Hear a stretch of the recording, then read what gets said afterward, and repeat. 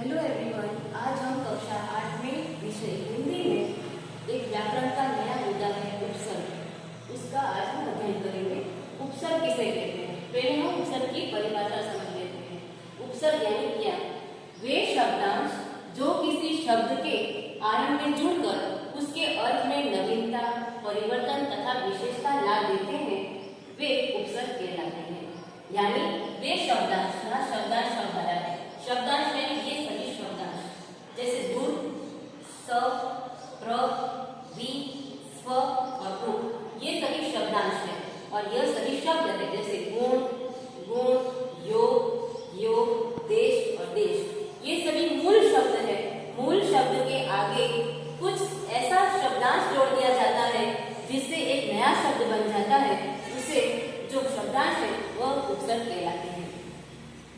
अब शब्दांश है प्लस शब्द और एक नया शब्द। शब्दांश यहाँ दे दिया गया है गुण, उसके आगे दूर शब्द है, तो दूर शब्द लगाने से एक नया शब्द बनता है दुर्गुण। दुर्गुण। इसी तरह गुण शब्द के आगे हम स शब्द लगाएंगे तो एक नया शब्द बन जाता है, तो क्या है ये? सगुण।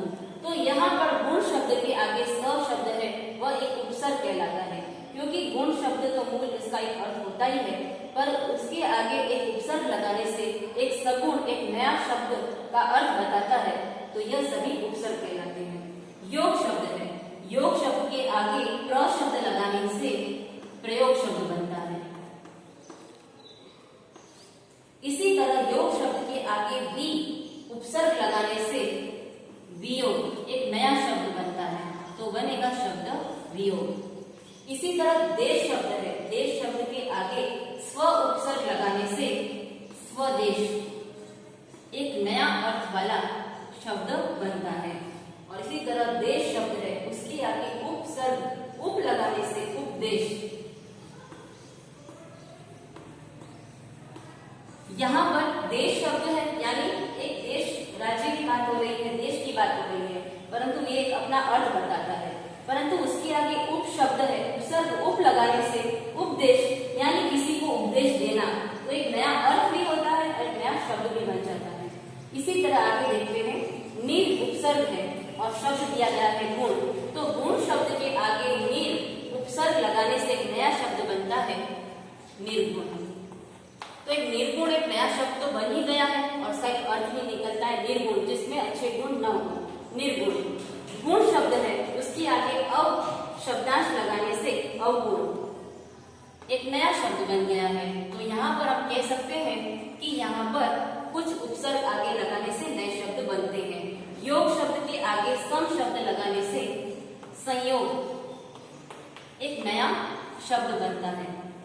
योग शब्द के आगे उप शब्दांश जोड़ने से उपयोग, एक नया अर्थ वाला शब्द बनता है।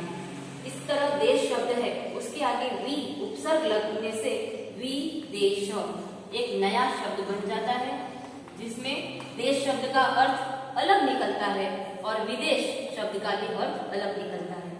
देश शब्द है, उसके आगे अनु उपसर्ग लगाने से अनुदेश,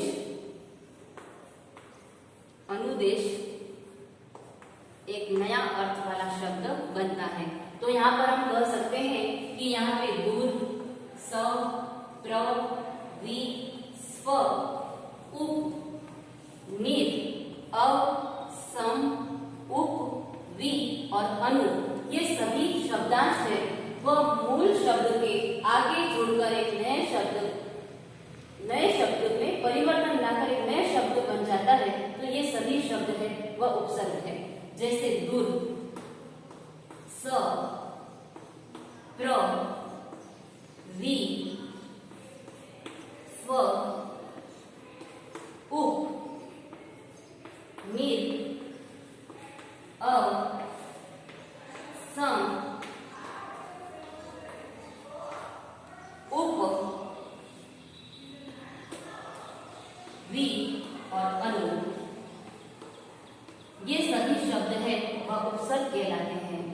आपको प्रश्न दिया जाए कि दुर्गुण शब्द है, उसमें उपसर्ग क्या है, तो हम कह सकते हैं इसमें दो उपसर्ग है।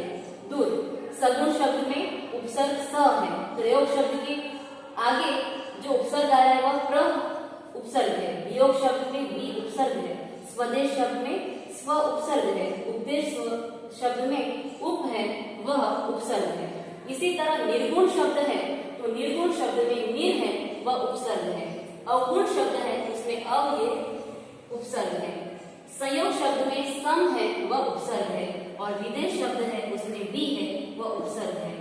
उपयोग शब्द में उप है, वह उपसर्ग है। और अनु शब्द अनुदेश है, उस शब्द में अनु है, वह उपसर्ग है। तो इस तरह से आपको प्रश्न दिया जाए कि उपसर्ग हमें कैसे ढूंढना है, तो हम ढूंढ सकते हैं कि जिन शब्दों के आगे कुछ शब्दार्थ जुड़ जाने से नए शब्द का निर्माण होता है, तो उस शब्द को हम उपसर्ग कह सकते हैं।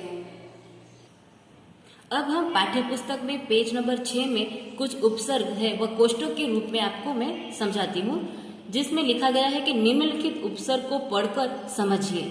ये उपसर्ग को आपको पढ़ना है और अपने आप समझना है। यहाँ पर उपसर्ग दिया गया है, यहाँ पे अर्थ दिया गया है और एक उदाहरण दिया गया है। जैसे अज्ञान है, उसमें अ उपसर्ग लग रहा है, अज्ञान। अगम है, उसमें अ उपसर्ग लग रहा है। अमर शब्द है, उसमें अ उपसर्ग लग गया है। अछूत है, अछूत शब्द में भी अ उपसर्ग लगा है। और अचूक शब्द है, वह चूक के आगे अ उपसर्ग लगने से एक नया शब्द बन रहा है। ज्ञान में अज्ञान, गम का अगम, मर का अमर, छूत का अछूत और चूक का अचूक। इन सभी शब्दों में अ उपसर्ग लगने से एक नया शब्द बन रहा है। इसके बाद अन उपसर्ग है, वह अन शब्द यानी ये सभी शब्दों के आगे अन उपसर्ग लगा है। जैसे पढ़ शब्द है, उसमें हम आगे अन लगाने से अनपढ़ बन रहा है। होनी शब्द है, उसके आगे अन उपसर्ग लगाने से अनहोनी, अनजान और अनमोल। इन सभी शब्दों में अन शब्द उपसर्ग लग रहा है। शब्दांश है वह लग रहा है। इस तरह कब उपसर्ग है तो पुत शब्द के आगे उपसर्ग का एक शब्दांश क लगाने से एक नया अर्थ वाला शब्द कपूत बन जा रहा है। इसी तरह कु, रसवई कु शब्द है। इन चारों शब्दों में जैसे कुपुत्र, कुसंग, कुकर्म और कुसमय, इन सभी शब्दों में देखा जाए तो आगे कु उपसर्ग लग रहा है। जैसे कुपुत्र, कुसंग, कुकर्म और कुसमय, और जिनका अर्थ होता है बुरा या तो बुरी। इसी तरह निकम्मा, निडर, निठल्ला और निहत्था, इन सभी शब्द में देखा जाए तो नी शब्द लग रहा है। वह नी शब्द है, वह उपसर्ग है और जिनका अभाव अर्थ होता है। जैसे निकम्मा, निडर, निठल्ला और निहत्था, इन सभी शब्दों का अर्थ भी अलग अलग है। अब पर उपसर्ग देखते हैं तो इन चारों शब्दों में परदेश, परलोक, परदादा और परपोता, तो इन सभी शब्दों में देश के आगे पर लगाने से परदेश, लोक के आगे पर लगाने से परलोक, दादा शब्द के आगे पर लगाने से परदादा और परपोता यानी पर शब्द लगाने से दूसरी पीढ़ी का ऐसा अर्थ निकलता है। अब देखते हैं सपूत, सपरिवार, सुविचार और सकाम, इन सभी शब्दों के आगे स उपसर्ग लगाने से सभी शब्दों का अर्थ में परिवर्तन हो रहा है। जैसे पूत शब्द के आगे स लगाने से सपूत, सपरिवार, परिवार शब्द के आगे स लगाने से सपरिवार, सुविचार, विचार शब्द के आगे सु लगाने से सुविचार और काम शब्द के आगे सकाम लगाने से एक नया अर्थ सकाम शब्द बन रहा है। इसी तरह अधपका, अधमरा, अधजला और अधखिला में अध उपसर्ग लगा है और जिसका अर्थ होता है आधा। तो अधपका यानी उसमें अध शब्द उपसर्ग है, अधमरा इसमें अध शब्द उपसर्ग है, अधजला में अध शब्द उपसर्ग है और खिला में भी अध शब्द उपसर्ग है। दु उपसर्ग लगने से दुखद, दुबला, दुस्वप्न और दुगुना ये सभी शब्द बन रहे हैं और इन शब्दों के बनने से भी उनका अर्थ क्या होता है, एक तो बुरा और या तो दो गुना। जैसे दुगुना है तो उसका अर्थ होता है दो गुना, और दुस्वप्न यानी कोई बुरा स्वप्न देखा है तो उसे बुरा कह सकते हैं। तो ये सभी शब्द है उसके आगे दु शब्द लगा है, वो सभी शब्द को हम उपसर्ग कह सकते हैं। इसी तरह आगे देखते हैं बिन बात, बिन ब्याहा, बिन मांगे और बिन कहे। तो इन सभी शब्दों में बिन शब्द आ रहा है, वह सभी शब्द उपसर्ग है, परंतु ये सभी शब्द है वह उपसर्ग है, वह शब्द के आगे लग जाने से एक नए शब्द का अर्थ बताते हैं। जैसे जिनका अर्थ होता है बिना या तो निषेध। अब आगे देखते हैं भरपेट, भरमार, भरपूर और भरचक। ये सभी शब्दों के आगे भर भर शब्द लगा हुआ है। ये सभी शब्द है वह उपसर्ग है और जिनका अर्थ होता है पूरा या तो ठीक, जैसे भरपूर शब्द है उसका अर्थ होता है पूरा। और भरपेट, भरपेट भोजन किया तो इस तरह से भरपेट का अर्थ ये होता है। भरमार यानी ज़्यादा संख्या में कोई वस्तु भरी हुई है तो भरमार वहाँ पर वस्तुएं पड़ी है। और भरचक, इसका भी अर्थ भी एक अलग अर्थ निकलता है। इस तरह चौराहा, चौमासा, चौकोर और चौपाई, इन सभी शब्दों में चौ शब्द जुड़ जाने से एक नया अर्थ का भास होता है। जैसे चौराहा, राहा शब्द के आगे चौराहा यानी 4 राहों का समूह।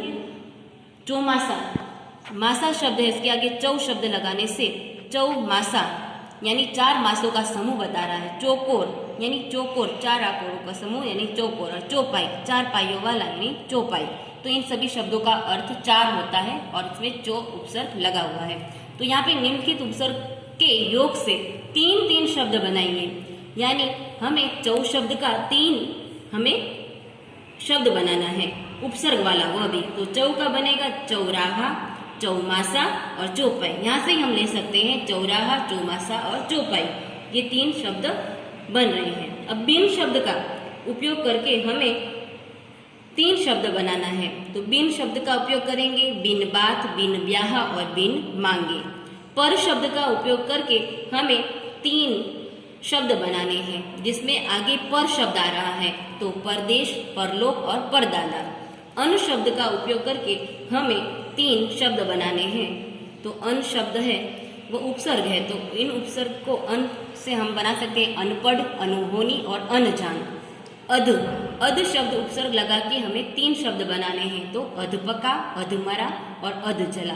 तो यहाँ पर आपका कक्षा 8 में जो उपसर्ग नाम का एक मुद्दा दिया गया है, टॉपिक दिया गया है, इस कोष्टक को देखकर भी आप समझ सकते हैं कि ये सभी उपसर्ग है और यह सभी शब्द है और इन शब्दों के आगे अ शब्द लगाकर एक नया अर्थ बताने वाला शब्द बन जाता है, तो उसे हम उपसर्ग कह सकते हैं।